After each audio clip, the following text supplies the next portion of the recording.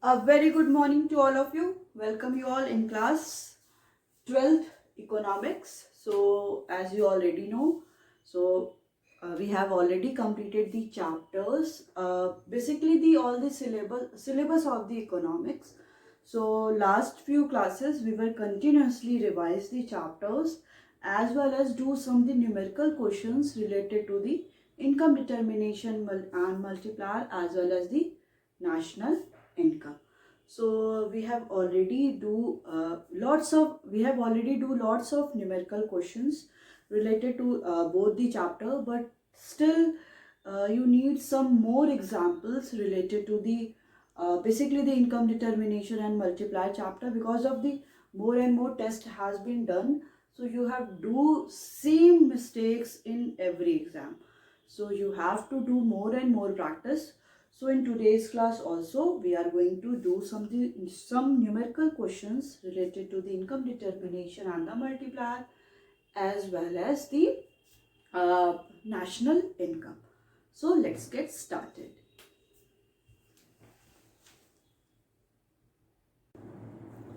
Okay, so one question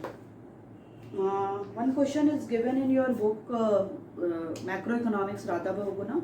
The question is here: in an economy, investment is increased by rupees 300 crore. In an economy, investment is increased by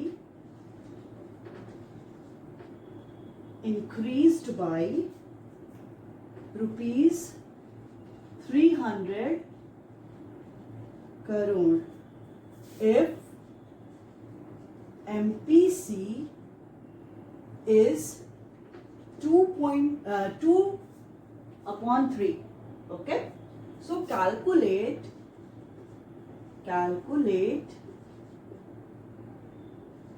increase in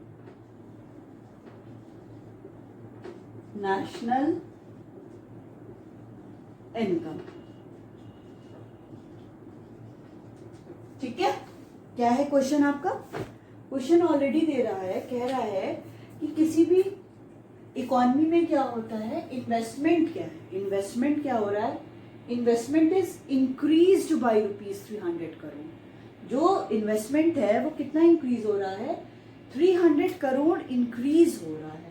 और जहां पे MPC marginal propensity to consume कितना दे रखा है? 2/3. 2/3 आपका MPC दिया है. यहाँ पे अब क्या कैलकुलेट करना है आपको कि अगर इन्वेस्टमेंट आपका 300 करोड़ इंक्रीज हो रहा है तो कितना इंक्रीमेंट आपका नेशनल इनकम में होगा, कितना मल्टीपल टाइम्स आपका नेशनल इनकम इंक्रीज होगा, जिसको हम क्या बोलते हैं? मल्टीप्लायर बोलते हैं. ठीक है, तो कितना मल्टीपल टाइम्स आपका इनकम इंक्रीज होगा. और जहां पे एमपीसी क्या दिया है?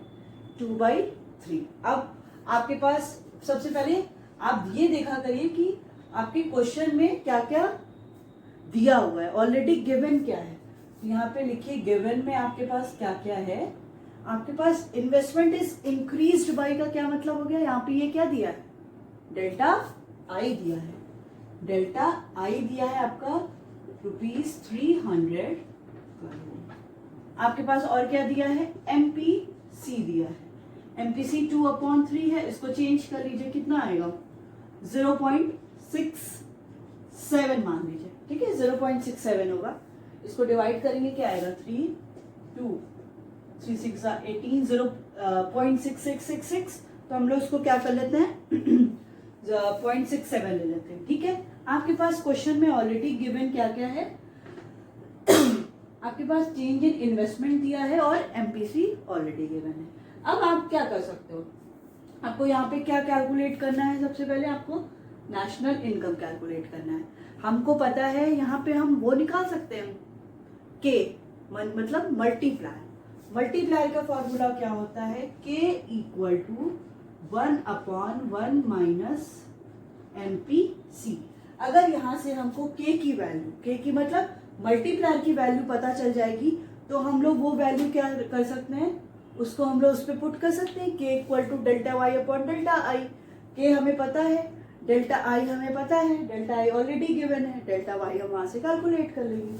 ये आपका क्या हो गया 1/1 माइनस 0.67, ये आपका आ गया 1/0.33।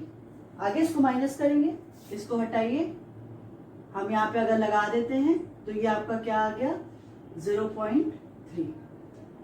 ठीक है, इसको समझ गया ना, ये क्या हो गया आपका 0.3, मतलब आपका k क्या हो गया है 0.3 आ गया। ठीक है, अब आपको k की वैल्यू पता चल गई। नेक्स्ट स्टेप क्या होगा, k equal to delta y upon delta I. बताइए delta y upon delta I होता है कि delta I upon delta y होता है? ये क्वेश्चन है आपका। यहाँ पे हम क्या रखेंगे, यहाँ पे आपका क्या हो गया है बताइए, क्वेश्चन है delta y upon delta I होता है कि delta I upon delta y होता है? सोचने का आपके पास मौका है, सोचिए इसको।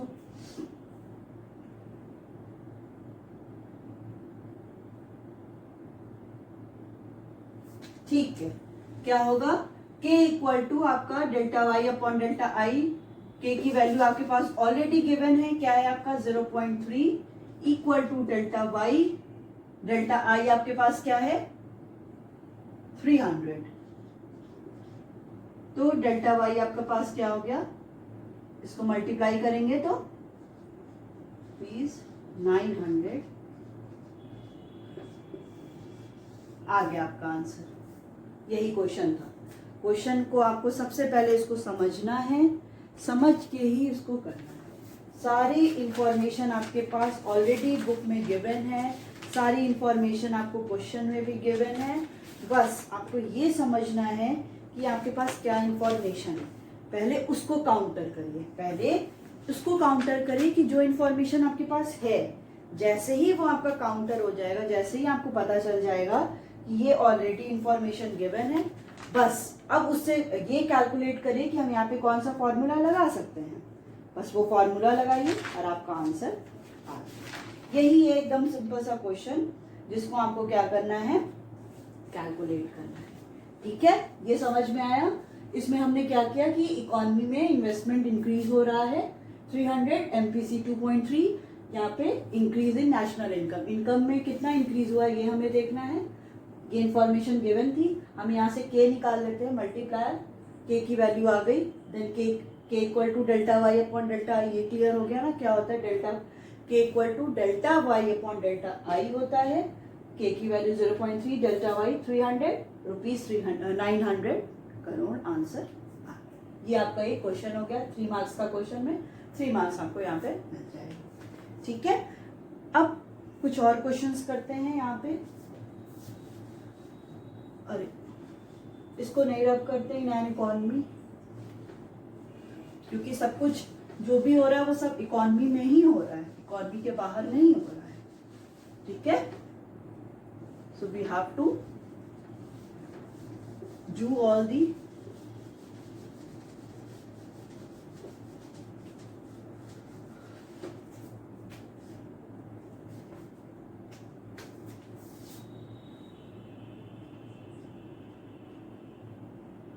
in an economy, an economy is in equilibrium। Economy क्या है, इक्विलिब्रियम पे है, find MPC.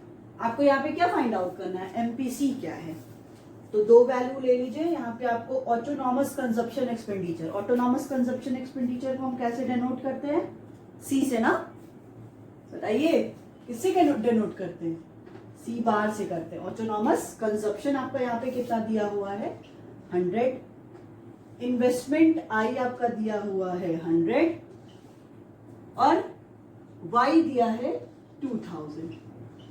So you have to calculate here MPC. आपको यहाँ पे क्या कैलकुलेट करना है, एमपीसी कैलकुलेट करना है। आपके पास 20 सेकेंड है, इसको सॉल्व करिए, ट्राई करिए, नहीं तो फिर बताते हैं। ये आपका 2000 है, 100 है और 100 है। एमपीसी कैलकुलेट करना है।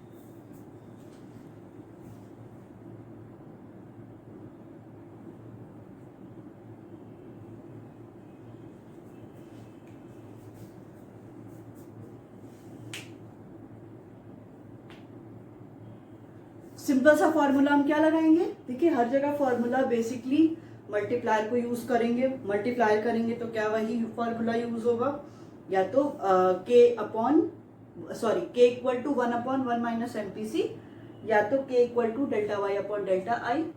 अगर वो नहीं यूज होगा तो आपका सेविंग फंक्शन यूज होगा minus C bar plus 1 minus B Y, या तो आपका कंजप्शन फंक्शन यूज होगा C bar plus B Y, नहीं तो Y equal to consumption plus investment. C y equal to C plus I और y equal to C plus S. So s equal to I होता है in the case of in the equilibrium condition, तो y equal to C plus I भी ले सकते हैं, then y equal to C plus S. उसी पे y equal to C plus I से ही ये पूरा क्वेश्चन सॉल्व हो जाएगा।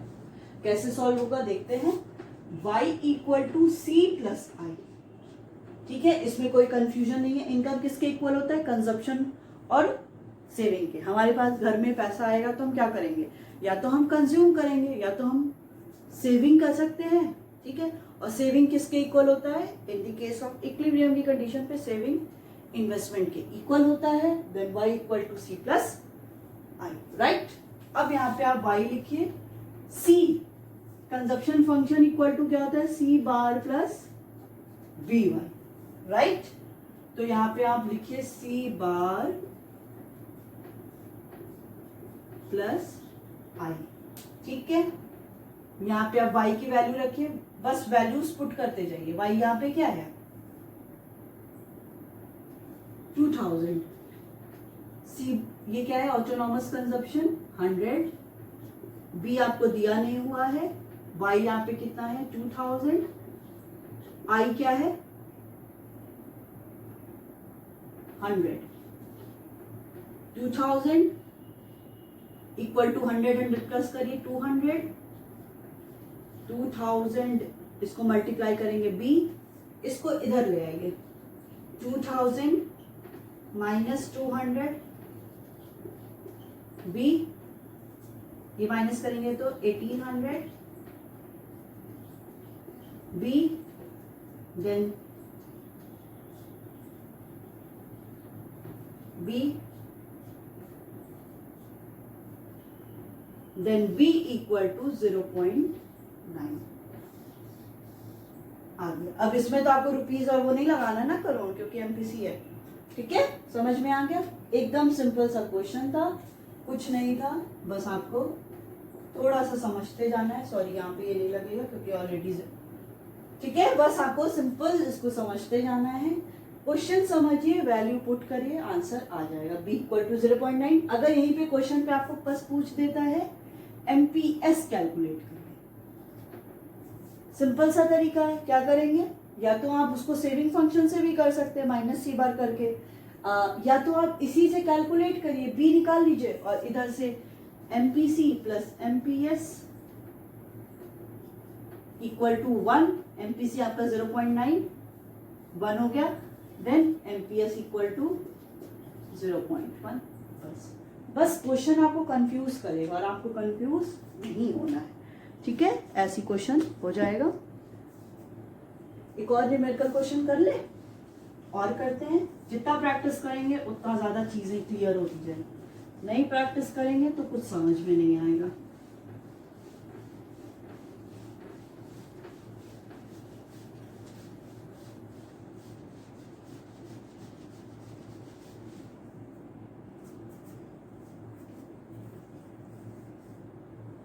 देखिए एक और क्वेश्चन क्या कह रहा है, suppose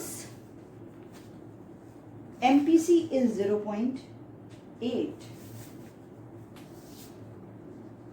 suppose MPC marginal propensity to consume is 0.8, how much increase in investment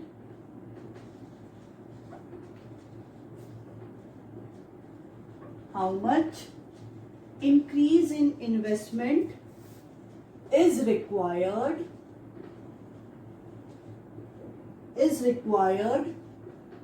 to increase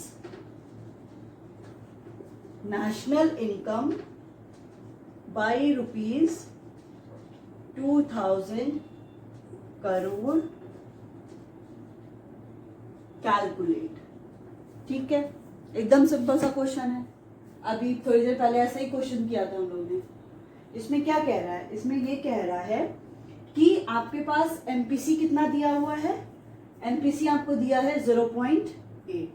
MPC की वैल्यू दी है 0.8.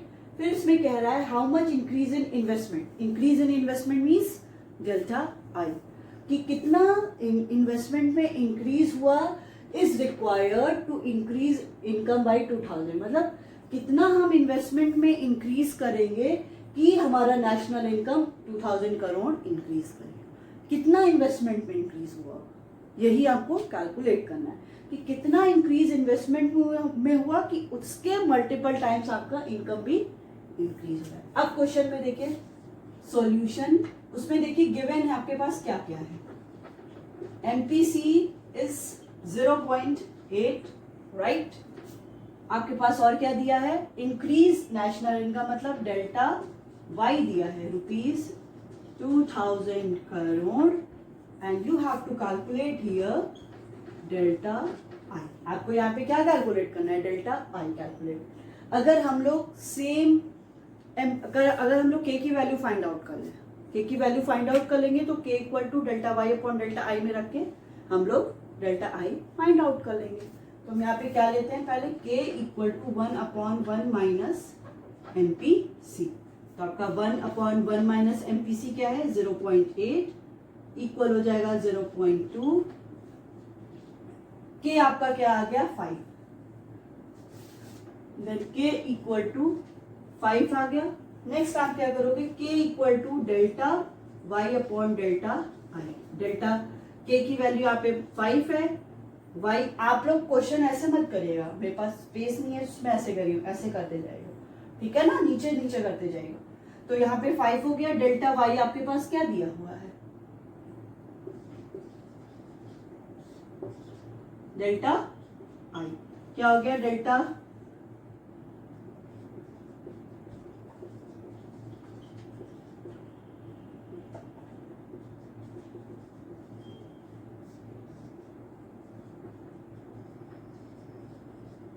रुपीज 400 करोड़.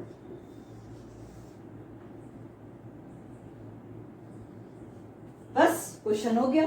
सिंपल सा क्वेश्चन था जिसमें आपको एमपीसी दिया होता है. Increase in investment is required to increase national income by 2000 crore. Calculate MPC 0.8. Y दिया था. पहले आप के की वैल्यू निकाल लीजिए, देन इस फॉर्मूला में पुट करके ये क्वेश्चन को सॉल्व करिए. तो ऐसे आपके न्यूमेरिकल क्वेश्चंस हैं जिसमें जितना प्रैक्टिस करोगे उतना ज्यादा ये क्लियर होता चला जाएगा. Calculate GNP at MP. Calculate GNP at MP. ठीक है, क्वेश्चन में आपके जो आइटम्स गिवन है वो क्या है? सीओई, कि किसमें? रुपीज इन करोड़ में. सीओई आपको पता है क्या होता है? Compensation of employees. ठीक है, वो कितना दिया है? 2000. नेक्स्ट कह रहा है interest. Interest is 500. Rent 700. Profit है आपका 800. Employers contribution to social security scheme. SSC लिख दिया. Social security scheme S. तो 200. डिविडेंड्स दिया है 300. Consumption of Fixed capital is 100. NIT, net indirect tax is 250. Net exports है आपका 70. Net factor income to abroad है आपका 150. एंड मिक्स्ड इनकम दिया है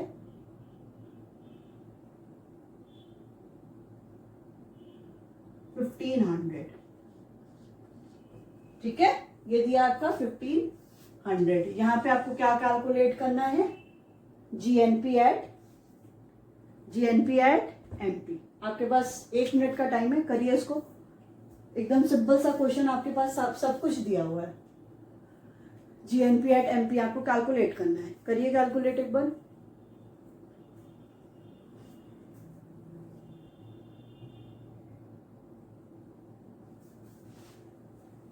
फॉर्मूला पता है जीएनपी. अब सबसे पहले ये देखिए कि आइटम्स जो दिए हैं वो किससे रिलेटेड है. मतलब आपको इसमें क्या किसके थ्रू कैलकुलेट करना है? Compensation of employ. सारे आइटम्स आपको इनकम मेथड से लग रहे हैं. GNP by income method. ठीक है, चलिए करिए. और आपको ये पता है कि जब हम लोग कैलकुलेट करते हैं बाय द इनकम मेथड तो क्या कैलकुलेट करते हैं? क्या आता है सबसे पहले? एनडीपी एट फैक्टर कॉस्ट आता है. हाँ, यही आता है. ठीक है, तो अगर हम लोग जब कैलकुलेट करते हैं एक्सपेंडिचर मेथड से तो we calculate the GDP at MP. अगर इनकम मेथड से करते हैं तो क्या कैलकुलेट करते हैं? NDP at factor cost calculate करते हैं. इनकम मेथड से NDP at factor cost calculate करते हैं. इस क्वेश्चन में आपको क्या करना है? जीएनपी एट एमपी कैलकुलेट करना है. ठीक है, तो सबसे पहले हम लोग लिखते हैं NDP at factor cost is equal to क्या होता है? Compensation of employee operating surplus, OS operating surplus और मिक्स्ड इनकम. अब क्वेश्चन में देखिए आपके पास क्या क्या आइटम्स गिवन है. ठीक है, देखिए आपके पास दिया है compensation of employees, right. COE किसको बोलते हैं? कॉम्पनसेशन ऑफ एम्प्लॉइज बोलते हैं. और आपके पास क्या दिया हुआ है? Employers contribution to social security scheme. कि एम्प्लॉयर का कंट्रीब्यूशन किस में हो रहा है? सोशल सिक्योरिटी स्कीम में हो रहा है. अब आप क्या करेंगे? बहुत सिंपल सा करेंगे कि सीओई को भी ले लेंगे और employers contribution to social security schemes को भी ले लेंगे. आप दोनों को लेके क्वेश्चन कर लेंगे. बट नहीं, क्योंकि आपको पता है कि employers contribution to social security scheme is a part of the compensation of employ. तो ये जो 200 है वो ऑलरेडी इस सीओई में इंक्लूडेड है. अगर आप इसको 2 बार कर दोगे तो क्या हो जाएगा? It is the problem of the double counting जो नेशनल इनकम में हमेशा होता है कि हम एक वैल्यू को 2 बार काउंट कर लेते हैं. ठीक है, तो हमको ये नहीं करना है. इसको हमें ये ऑलरेडी इंक्लूडेड है.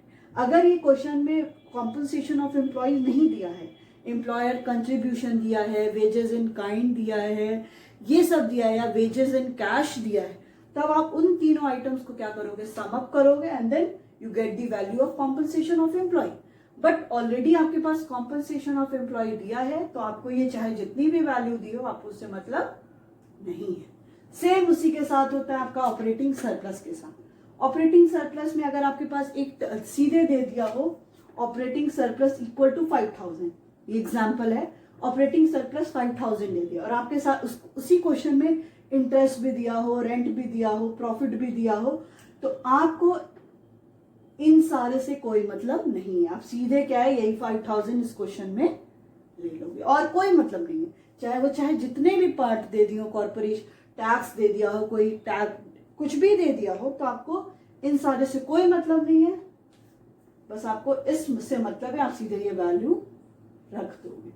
ठीक है, मिक्स्ड इनकम का तो आपको पता ही कोई पार्ट होता नहीं है, तो वो mixed income as it is देंगे. अगर क्वेश्चन में नहीं लिया है तो उसको हम लोग 0 अज्यूम करेंगे, राइट, खत्म बात।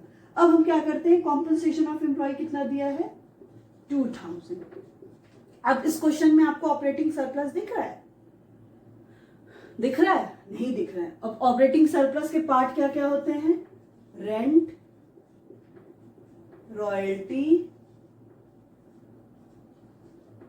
इंटरेस्ट प्लस प्रॉफिट,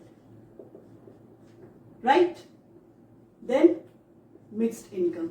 अब आपको पता है प्रॉफिट के भी पार्ट होते हैं, प्रॉफिट के भी पार्ट होते हैं, अनडिस्ट्रीब्यूटेड हो गया और आपका क्या हो गया, डिविडेंड हो गया। तो ये सारे क्या है, प्रॉफिट के पार्ट है। अगर क्वेश्चन में आपके पास प्रॉफिट दिया है और इसके सब पार्ट्स भी दिए हैं, उसके सब पार्ट्स भी दिए हुए हैं, तो आपको बस प्रॉफिट से मतलब, उसके सब पार्ट्स में कोई मतलब नहीं है, जैसा आप इस क्वेश्चन में देख सकते हो। इस क्वेश्चन में ऑलरेडी आपके पास प्रॉफिट्स दिया है 800 करोड़, स्टिल इसमें डिविडेंड्स दिया है। अब आप क्या करोगे, बहुत खुशी खुशी में, अरे बहुत सिंपल क्वेश्चन है, उठा के डिविडेंड भी रख लो, बट नहीं, जब ऑलरेडी प्रॉफिट दिया है तो डिविडेंड प्रॉफिट का ही पार्ट है, तो आपको इससे कोई मतलब नहीं है, क्योंकि ये डिविडेंड क्या है, ऑलरेडी इसमें इंक्लूडेड है। तो अगर ये करेंगे तो क्या हो जाएगा, आपका डबल काउंटिंग हो जाएगा, तो हमको उससे कोई मतलब नहीं, ठीक है। तो अब यहाँ पे लीजिए, यह हो गया आपका 2000, रेंट कितना दिया हुआ है 700, रॉयल्टी आपको दिया नहीं है, इंटरेस्ट कितना है, इंटरेस्ट इज 500, प्रॉफिट कितना है 800, मिक्स्ड इनकम इज 1500, ठीक है। ये क्या है आपका 2000, ये कितना हो गया 8, 7 + 5 12, 12 + 8 2000 प्लस 1500, ठीक है। तो आपका एनडीपी एट फैक्टर कॉस्ट आ गया आपका 22450 रुपीज 5500 करोड़, राइट। अब आपको इस क्वेश्चन में क्या निकालना है, GNP at market price, gross national product at market price निकालना है। आपके पास NDP at NDP at factor cost आ गया है। सो GNP at market price equal to NDP at factor cost, gross है और आपके पास नेट है, तो क्या करोगे, डेप्रिसिएशन माइनस और प्लस, माइनस होगा ना, डेप्रिसिएशन यहाँ पे क्या होगा, प्लस होगा। यहाँ पे क्या है, नेशनल है, राइट, और आपके पास डोमेस्टिक है, तो यहाँ पे एनएफआईए प्लस होगा, क्योंकि हम नेशनल निकाल रहे हैं, एमपी निकालना है, और यहाँ पे क्या है, फिक्स कॉस्ट है, तो यहाँ पे प्लस क्या होगा आपका एनआईटी, ठीक है। तो एनडीपी एट फैक्टर कॉस्ट आपके पास कितना दिया हुआ है 5500, डेप्रिसिएशन कितना दिया है, consumption of the fix capital को हम डेप्रिसिएशन भी बोलते हैं, प्लस एनएफआईए कितना दिया, देखिए एनएफआईए यहाँ पे दिया है, net factor income to abroad is given, तो ये आपका क्या हो जाएगा -150 हो जाएगा ना, वही सेम चीज, received minus paid, to abroad है तो मतलब हम पे कर रहे हैं, तो ये प्लस माइनस, बाहर प्लस है और अंदर माइनस है, ये प्लस है और अंदर क्या है 0 माइनस 150 प्लस एनआईटी क्या है 250, 5500 प्लस 100 प्लस माइनस -150 प्लस 250। अब इसको सम करिए और इससे माइनस कर दीजिए, कितना आएगा 5500 प्लस 250 100, 5850 माइनस 150, माइनस करिए इसको, स्पेस नहीं है, 5850 माइनस 150 कितना हो गया, देन आपका GNP at MP equal to 5700 rupees 5700 crore, ठीक है। ये आपका क्या हो गया, आंसर आ गया, कुछ नहीं था, सब कुछ आपके सामने वैल्यूज दी थी, बट आपको क्या करना है इसमें, आइडेंटिफाई करना है कि अगर जो मेन पॉइंट है वो दिया है तो उसके सब पॉइंट से आपको कोई मतलब नहीं है, आप उसको लीव कर दो, ठीक है। ये इसके बाद आपको ये सब चीजें आती है, तो GNP at MP क्या हो गया आपका 5700 कर लोगे, राइट।